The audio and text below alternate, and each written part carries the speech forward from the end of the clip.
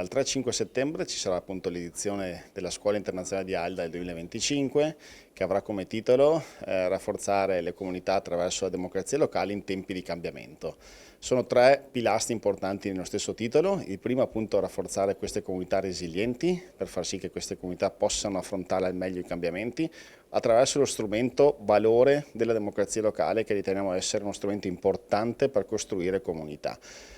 L'ultimo aspetto è in tempi di cambiamento, sappiamo tutti cosa stiamo vivendo e riteniamo che la democrazia locale possa davvero essere lo strumento per rispondere alle esigenze anche più globali. Il local democracy will save democracy è un po' il nostro motto e che può rappresentare anche i pilastri della scuola, che avrà diversi e affronterà diversi temi, appunto dalla democrazia sotto pressione all'intelligenza artificiale e le sfide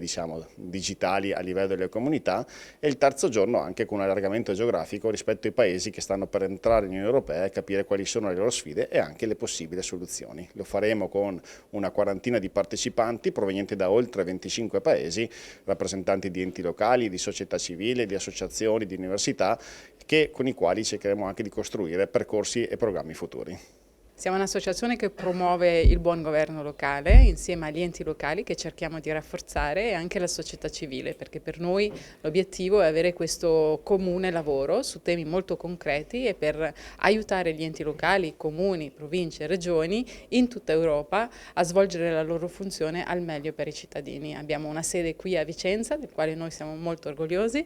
Recentemente abbiamo aperto in Corso Palladio e siamo molto contenti di lavorare con la Regione Veneto su un progetto che è quello di Villa Fabris. La nostra sede istituzionale è al Consiglio d'Europa, presso appunto gli uffici di Strasburgo, e abbiamo una sede molto importante a Bruxelles che ci aiuta a dialogare e interagire con le istituzioni europee, sia per i fondi ma anche sulle politiche che riguardano il territorio.